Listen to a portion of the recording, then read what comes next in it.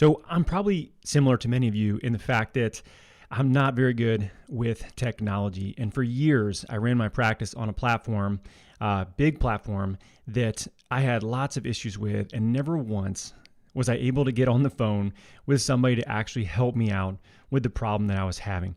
This is one of the main reasons why we decided to switch over to PT Everywhere, because when we got set up, every time that we've had a problem, I can reach out to their customer service and I'm actually talking to another human being that knows what's going on with my platform, that can help solve a problem for me and me not spin my wheels trying to figure out all by myself and wasting my entire day. It's one of the reasons why we love the platform so much. We love the people so much. Started by a cash practice owner, and really the goal is to help cash practices like ours, grow, scale, and be as efficient as we possibly can be. So if you've been frustrated with lack of customer service, of somebody responding to you and helping answer your questions, look no further. PT Everywhere does an amazing job by helping you be successful with their platform. So head over to pteverywhere.com and check out what they've got going on.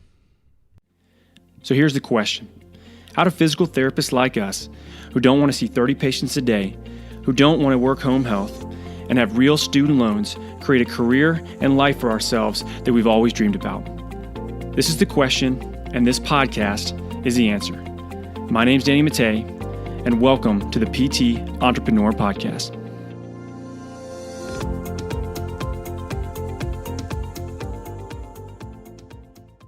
Hey, what's going on, guys? Doc Danny here with the PT Entrepreneur Podcast, and today we're talking about decision making. We're talking about how to decide what the right decision is for you and what the wrong decision is for you more often than not when you get into business for yourself. And I'm bringing this up because over the last 6 to 12 months, we've had a number of different opportunities that have come my way, and every single one of them I've actually turned down. And many of these are opportunities to work with other organizations, to partner with other consulting companies, to do joint venture partnerships, to create programs, and I've said no to all of them. And I'm not bringing this up to kind of just talk to you about what I'm doing. I bring this up because the reason I say no is because I understand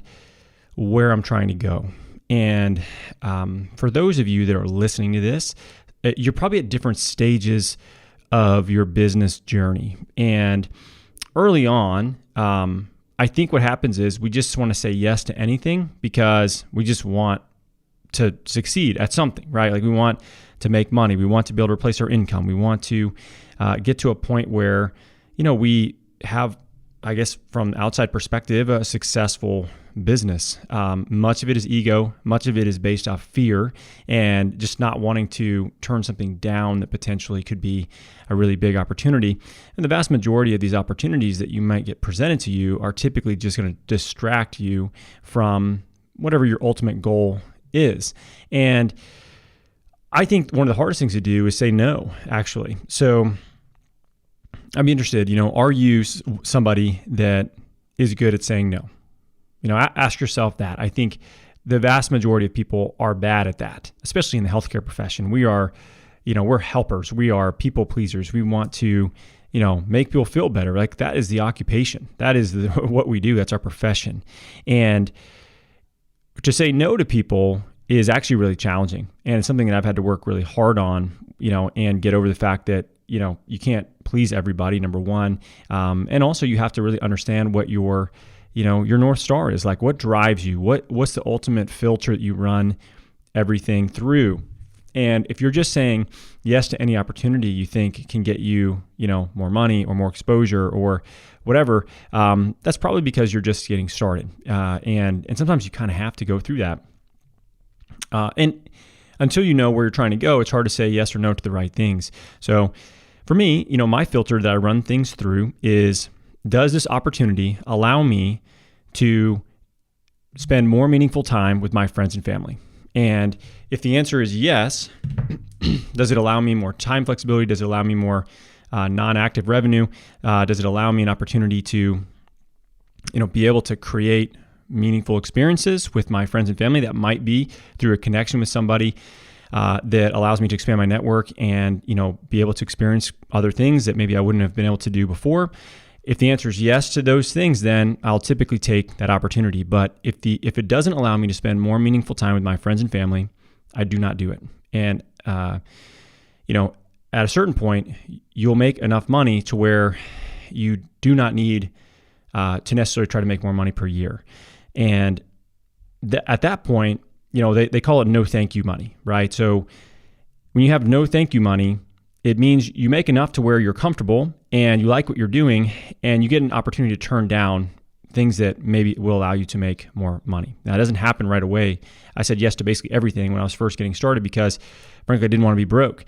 And I was worried and fearful about having to go and get a job somewhere else because something wouldn't work out.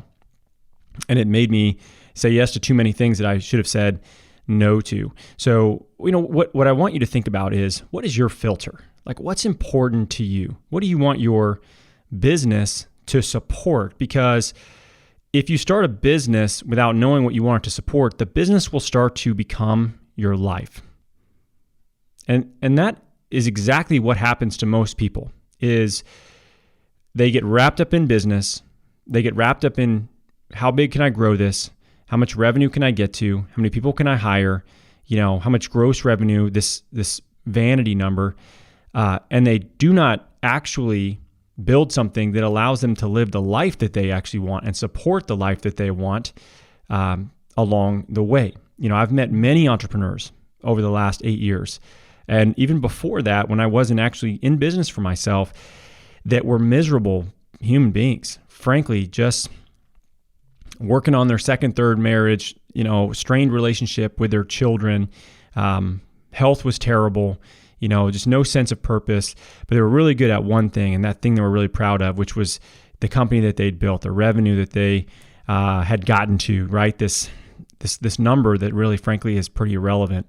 And I realized pretty quickly that I didn't want to be one of these people. And I edified them for so long, and I was, oh man, they have a 7-figure business, they have an 8-figure business. Like, they're like a Avenger in real life, like I didn't know anybody like that. I didn't think that was even possible.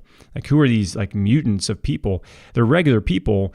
They just work really hard, and do it for a long period of time and get to this place financially where they want to be. But along the way, too many of them ruin all the other things that matter so much in their life. And I am thankful to have experienced that and seen that and got to meet some of these people, and in some cases watch this slow train wreck that was occurring on the sideline, and knowing I didn't want to be like them.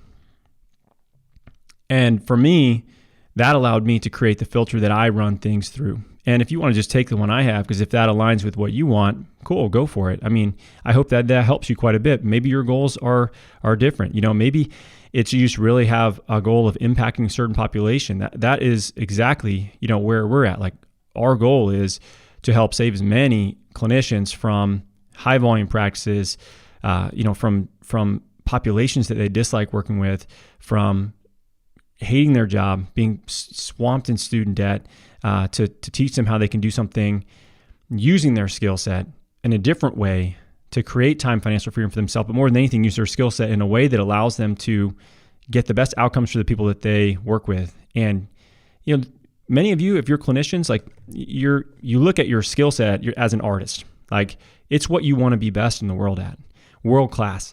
And if you are seeing 20 to 30 people a day, and in particular, if they're just the wrong people for what you really, really enjoy working with, it will wear you down. It will burn you out for sure. And we've lost many really good clinicians in our profession because of these circumstances that they're forced into by what healthcare has turned into. And that's our goal. Like, we want to impact that profession. We want to help these people. We want to be around these people. We want to have relationships and connect them with each other and support each other and grow to be able to hire people in these companies that allow people to really have cool jobs and work with cool people. And it's about impact for us, right? That's what we chase. We love it. We get a lot of personal satisfaction from that. And along the way, we have to say no to many, many things so that we can focus on the people we want to focus on and build the business that supports the life that we want to have, And for you, if you are in business for yourself, I hope that this resonates. I hope it makes sense. I hope you start to look at opportunities that come your way, not as I have to take everything and say yes to everything, but like what fits my filter? What helps me build a life that ultimately I'm working so hard for, taking so much risk to build towards, and knowing what that North Star is so you can make the right decision and you can say no to the wrong things and say yes to the right things and really focus on doing the work that is intentional, that matters, that gives you personal satisfaction, that helps you gain momentum and win at business and overall create exceptional life that many people will never ever get a chance to experience unless they're willing to take a chance on themselves.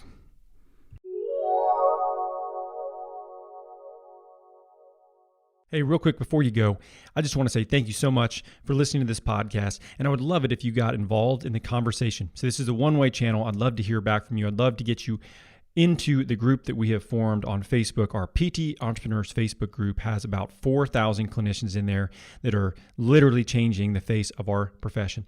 I'd love for you to join the conversation, get connected with other clinicians all over the country. I do live trainings in there with Eve Gigi every single week, and we share resources that we don't share anywhere else outside that group. So if you're serious about being a PT entrepreneur, a clinical rainmaker, head to that group, get signed up, go to facebook.com/groups/PT Entrepreneur, or go to Facebook and just search for PT Entrepreneur, and we're going to be the only group that pops up under that name.